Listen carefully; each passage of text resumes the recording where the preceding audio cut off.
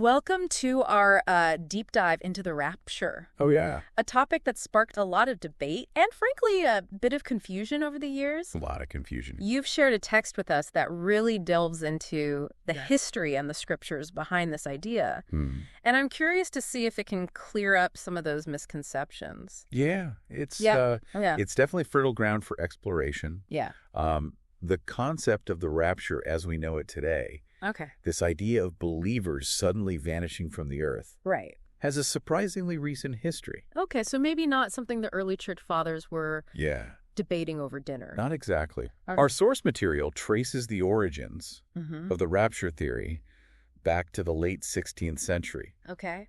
with a Jesuit priest named Ribera. Wow. His ideas kind of simmered under the surface for a couple of centuries, Interesting. then gained traction through figures like Lacunza, Mm-hmm. Irving, and Darby. So it wasn't like a light bulb moment. Right. More of a slow burn that eventually caught fire? Exactly. Okay. And it eventually became a core tenet of dispensationalism, Okay. which is a particular way of understanding how God interacts with humanity throughout history. Right.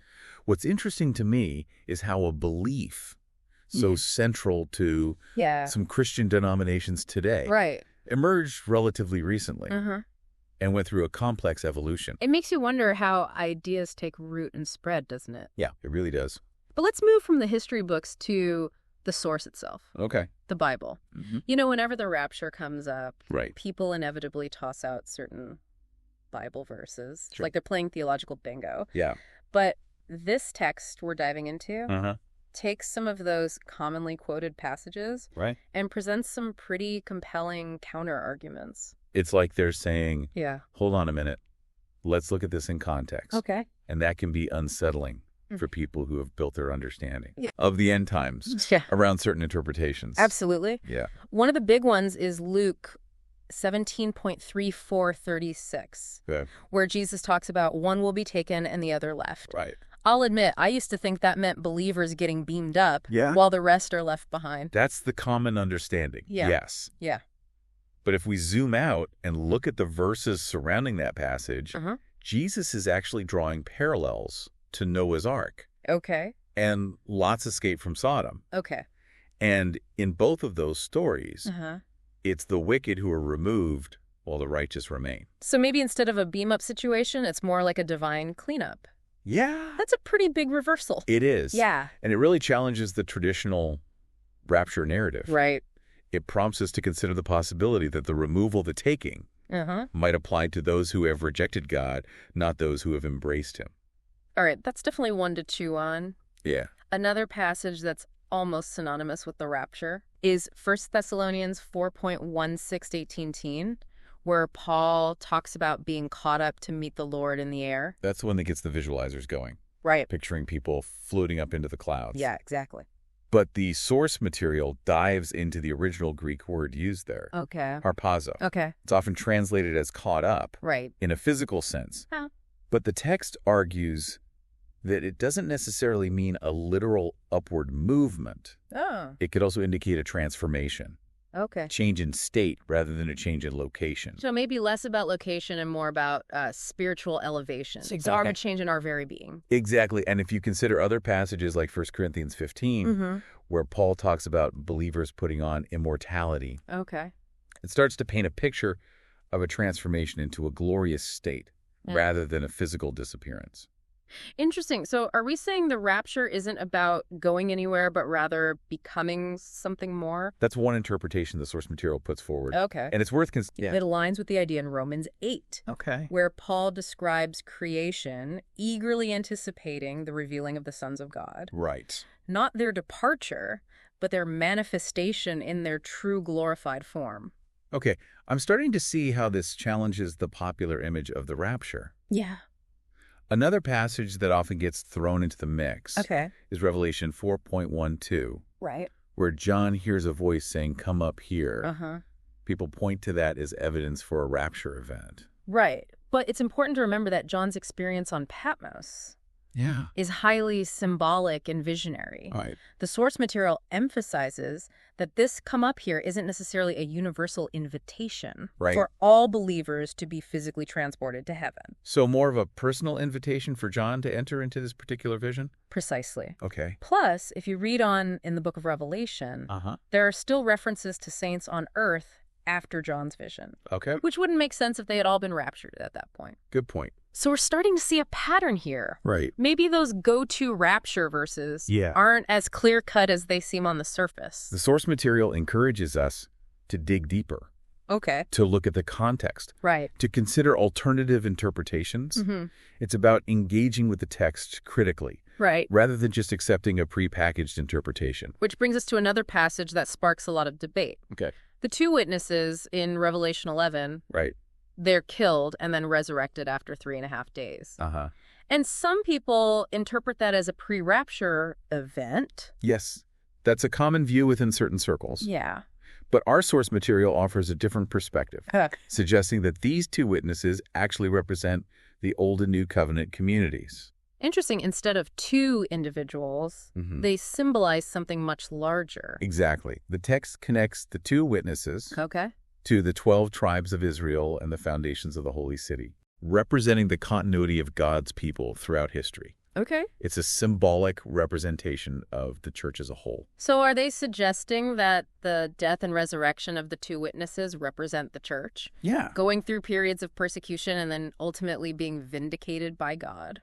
That's a really insightful connection. Yeah.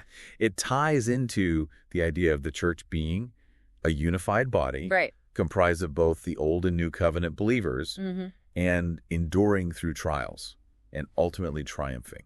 I like that it emphasizes the enduring nature of the church, even in the face of adversity. Yes. But there are a few more arguments this text makes against a pre-tribulation rapture that I think we should unpack. Absolutely. What do you think? Let's dive in. Yeah. What stands out to me is how the source material connects different scriptures. Okay. To build a cohesive case.